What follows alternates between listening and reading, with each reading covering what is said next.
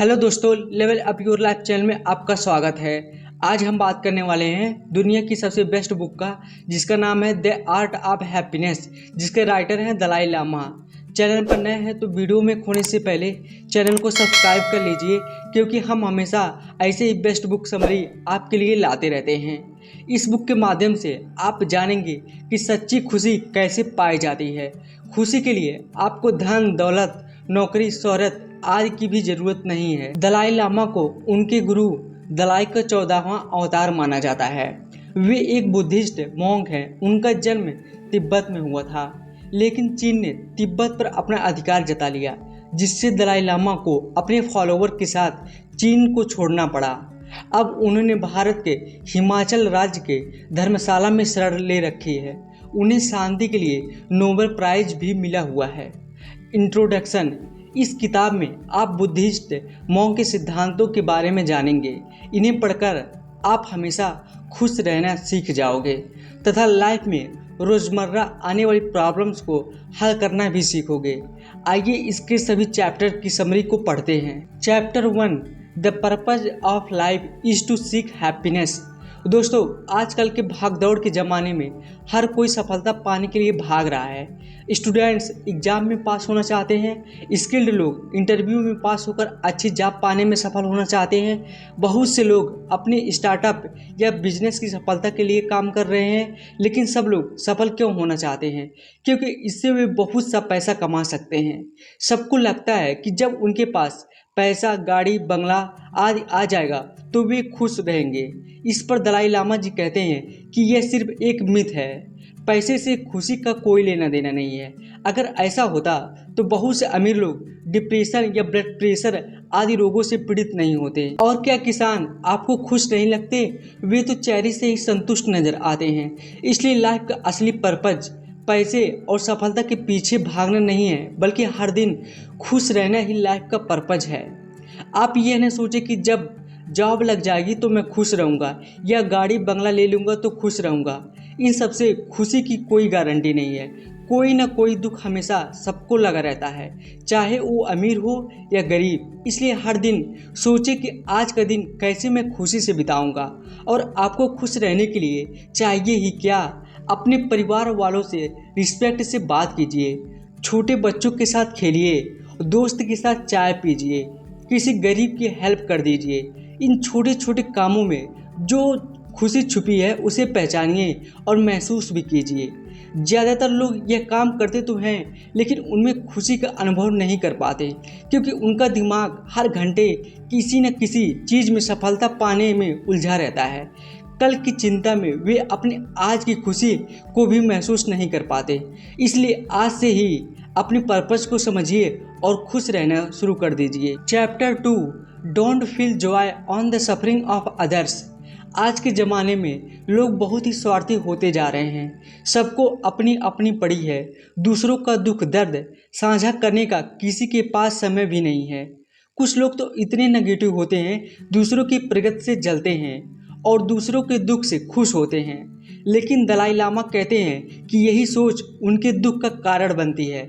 अगर आप दूसरों के दुख से खुश हो रहे हैं तो आपकी अपनी आत्मा में वह गिल्ट बनकर इकट्ठा हो जाता है। साथ ही आपके व्यक्तित्व में नेगेटिव वाइब्रेशन निकलने लगती है। इससे पॉजिटिव चीज़ें और लोग आपसे दूर चले जाते हैं, जबकि नेगेटिव एनर्जी आपकी तरफ आने लगती है और आपकी लाइफ दुखों से भरने लगती है। इसलिए ऐसा कभी ना करें। इसके विपरीत, जब दूसरे खुश हो तो आप भी उनकी खुशी में शामिल हो जाएं। दूसरे दुखी हो तो उन्हें सहानुभूति दें और उनके हेल्प करें। लेकिन हेल्प करने का नाटक ना करें, बल्कि जेन्युइन तरीके से पेश आएँ। इससे यूनिवर्स आपकी तरफ हमेशा खुशी ही भेजेगा। Chapter 3, universal compassion gives happiness. अगर आपको खुश रहना है तो दयालु बनिए। दूसरों पर दया और सहानुभूति दिखाने से वे हमेशा आपकी इज्जत करते हैं। चारों ओर आपके प्रति पॉजिटिव वाइब्रेशन फैलने लगती है और यूनिवर्स इस पॉजिटिविटी को फिर से आपकी तरफ ही भेज देता है, जिससे आप हमेशा प्रसन्न रहते हैं।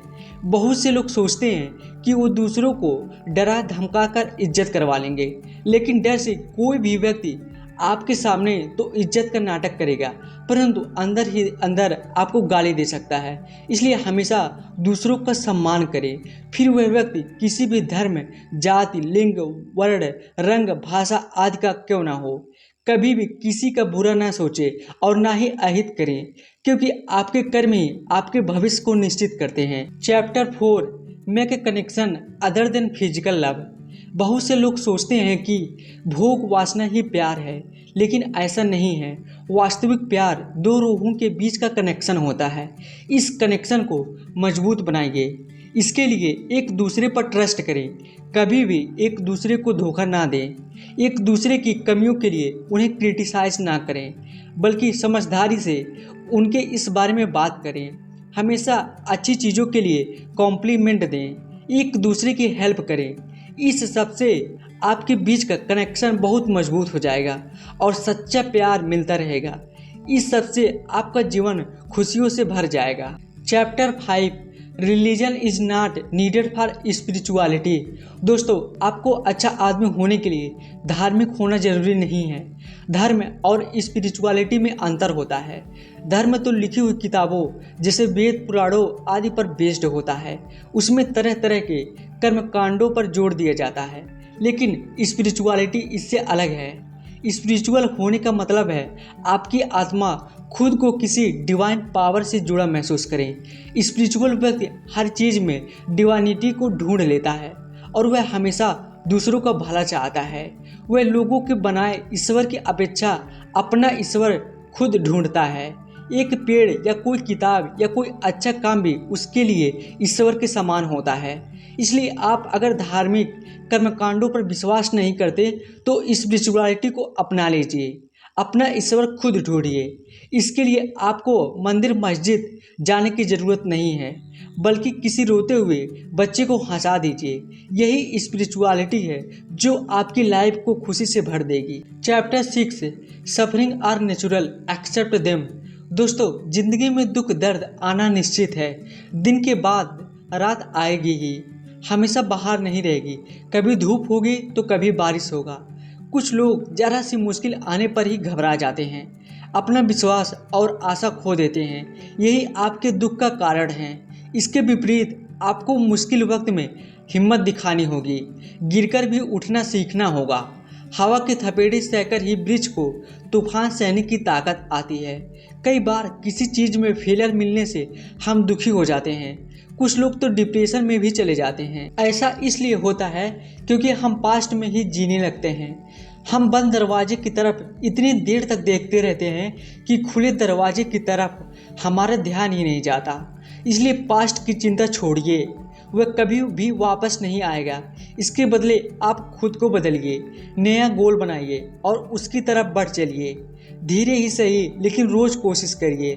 याद रखिए, मीलों के सफ़र की शुरुआत एक छोटे से कदम से ही होती है, इसलिए पहला कदम जरूर लें। Chapter 7, positive attitude gives happiness. कुछ लोग इतने नेगेटिव होते हैं कि हर बात पर उनका रिएक्शन नेगेटिव ही होता है। ऐसे किसी आदमी से अगर आप बिजनेस शुरू करने की बात बोलेंगे तो वह छूटते ही बोलेगा, अरे बिजनेस तो डूब जाते हैं, या इसमें तो बहुत पैसा लगता है, यह हमारी बस की बात नहीं है। जबकि यह सच होता भी नहीं है। सारे बिजनेस नहीं डूबते और कुछ बिजनेस सिर्फ कुछ हज़ार खर्च करके भी शुरू हो जाते हैं, या क्राउड फंडिंग और वेंचर कैपिटलिस्ट भी पैसा लगा देते हैं अगर आइडिया अच्छा हो तो। लेकिन जो नेगेटिव इंसान होता है वो इन पॉजिटिव बातों को नहीं सोच पाता, इससे वह हमेशा दिनहीन और गरीब ही रह जाता है। इसलिए लाइफ में हमेशा पॉजिटिव एटीट्यूड पालें।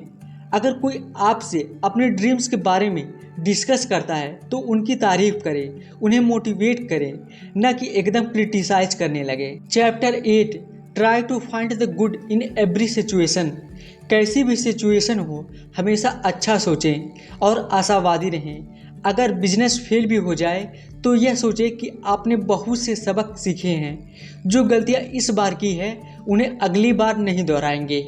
अगर बुरे समय में आप दुखी हो जाएंगे तो डिप्रेशन में भी जा सकते हैं। दुखी होने से किसी भी समस्या का समाधान नहीं होता, बल्कि प्रॉब्लम का शांत होकर सॉल्यूशन ढूंढना चाहिए। अगर कभी पैसे का लॉस हो जाए तो सोचे कि पैसा तो आता जाता रहता है। एक साधु के बारे में सोचें जिसके पास न ब्रांडेड कपड़े होते हैं, न घर, न परिवार, लेकिन फिर भी ऐसा लगता है कि वे अपने आप में मस्त है। आप भी अपने अंदर ऐसा एटीट्यूड विकसित कीजिए। अगर किसी प्रिय की मृत्यु हो जाए तो भी घोर निराशा में ना डूब जाएं, जैसे कुछ लोग करते रहते हैं, क्योंकि देखा जाए तो एक दिन सबको मरना है। एक दिन सब उस लोक में फिर से एक दूर से मिल जाएंगे, इसलिए दुखी किस लिए हो। अगर हम परिस्थिति में अच्छा सोचने की कला आपको आ गई तो आप जिंदगी में कभी भी दुखी नहीं रहेंगे। Chapter 9 replace anger with patience and hated with tolerance. आजकल हर व्यक्ति बहुत ही गुस्से वाला हो गया है। छोटी छोटी बातों के लिए लोग झगड़ा करने लगते हैं, लेकिन इससे नुकसान गुस्सा करने वाले को ही होता है। गुस्सा करने से शरीर में एड्रेनलिन, कोर्टिसोल आदि स्ट्रेस हार्मोन निकलते हैं, जिनसे ब्लड प्रेशर बढ़ जाता है, जो दिल और दिमाग के लिए नुकसानदायक होता है। अगर इसे कंट्रोल न किया जाए तो हार्ट अटैक या ब्रेन स्ट्रोक हो सकता है। दलाई लामा जी ने इसे कंट्रोल करने का तरीका बताया है। जब भी आपको गुस्सा आए तो आप पेशेंस रखें और शांत रहें। कुछ देर बाद वह व्यक्ति भी शांत हो जाएगा, इसलिए अपनी पेशेंस बढ़ाएं। किसी की बात पर ओवर रिएक्ट ना करें। इसके साथ ही अपनी टॉलरेंस बढ़ाएं। दूसरों की कमियों पर गुस्सा ना करें, क्योंकि कमियां हर किसी में होती है, उन्हें सहन कर लेना चाहिए। कई बार स्कूल में जब बच्चा क्वेश्चन को सॉल्व नहीं कर पाता तो टीचर अपना आपा खो देते हैं और उसे पीटने भी लगते हैं। यह बर्ताव बहुत ही गलत है। इससे बच्चे में हीन भावना आ जाती है। बच्चा भी आपकी तरह इंसान है और उसकी भी उतनी ही इज्जत होती है। पीटने की बजाय टीचर को पेशेंस रखनी चाहिए और उसकी गलती को शांति से टॉलरेट करना चाहिए। इसके बाद उसे क्वेश्चन दोबारा से तब तक समझाना चाहिए जब तक बच्चे को ठीक से समझ न आ जाए। ऐसे टीचर की बच्चा सारी जिंदगी इज्जत करेगा। ऐसे ही पेरेंट्स भी कई बार बच्चों को बहुत डांटते रहते हैं और उन्हें ताने देते रहते हैं। यह भी बहुत गलत है। इससे बच्चे आगे चलकर झगड़ालू किस्म के बन जाते हैं और कोई उन्हें पसंद भी नहीं करता, जिससे उन्हें सफलता भी नहीं मिलती। इसलिए पेरेंट्स को धीरज रखना चाहिए और बच्चे को प्यार से समझाना चाहिए। हर चीज़ के लिए रूल्स बना दें। जैसा बच्चा घर लेट आ रहा हो तो रूल्स बना दें कि 7 बजे तक सब मेंबर्स घर पर आ जाएं। इसके साथ ही इसके लिए लॉजिक भी बताएं। सीधा ऑर्डर न दें, जैसे कहें कि यह सबकी सेफ्टी के लिए है। इस तरह हर फील्ड में आप ऐसा कर सकते हैं। ऐसे घरों में सास बहू के झगड़े भी होते हैं। अगर वे दोनों पेशेंस और टॉलरेंस रखें तो उनका घर सीधा स्वर्ग बन जाएगा, अन्यथा कलेश होता रहेगा और वे कभी खुशी नहीं रह पाएंगे। तो दोस्तों, अगर अगली बार गुस्सा आए तो एकदम से रिएक्ट ना करें, बल्कि पेशेंस और टॉलरेंस दिखाएं और आराम से बात करके प्रॉब्लम का सलूशन ढूंढें। इससे सब आपके सामने ही नहीं, पीठ पीछे भी इज्जत करेंगे और यही सच्ची खुशी का एक और सीक्रेट है। चैप्टर 10 किल एंजाइटी बाय एनालाइजिंग। अगर आप हमेशा चिंता में डूबे रहते हैं तो अपने थॉट्स को एनालाइज करना सीखें। जैसे अगर कोई स्टूडेंट एग्ज़ाम देने जा रहा है और उसे चिंता हो रही है कि अगर पास नहीं हुआ तो क्या होगा, वह इसी चिंता में अंदर ही अंदर घुलता जाता है। लेकिन उस स्टूडेंट को यह सोचना चाहिए कि चिंता करने से पेपर के प्रश्न बदल नहीं जाएंगे और अगर फेल भी हो गया तो भी लाइफ खत्म नहीं हो जाएगी। लाखों तरीके हैं जिनसे पैसा कमाया जा सकता है। कुल्हड़ नाम की फ्रेंचाइजी सिर्फ चाय बेचती है और उसका टर्नओवर ही करोड़ों का है। क्या कोई डॉक्टर या इंजीनियर इतना कमा सकता है? बहुत से लोग यूट्यूब पर सिर्फ अपने घर या कुकिंग के वीडियो आदि डालकर ही इतना कमा रहे हैं। बहुत से सेलिब्रिटी अनपढ़ होते हुए भी सक्सेसफुल हैं। अगर सोचने बैठेंगे तो ऐसे हजारों आइडियाज़ दिमाग में आ जाएंगे। तो इस तरह स्टूडेंट को अपनी चिंता को लॉजिकली एनालाइज करना चाहिए। अगर स्टूडेंट ऐसा करना सीख जाए तो कोई भी स्टूडेंट कभी सुसाइड नहीं करेगा। यह एग्जाम्पल तो स्टूडेंट का था, लेकिन इसी तरह कोई भी एनालिटिकल थिंकिंग से अपनी चिंता दूर कर सकता है और लाइफ को खुशियों से भर सकता है। तो दोस्तों, उम्मीद करता हूँ इस बुक समरी से आपको जरूर कुछ न कुछ सीखने को मिला होगा और ये बुक समरी आपको कैसी लगी हमें कमेंट में लिख के बता सकते हैं। उसके बाद मिलते हैं नेक्स्ट वीडियो में एक और बेस्ट बुक समरी के साथ। Thank you so much.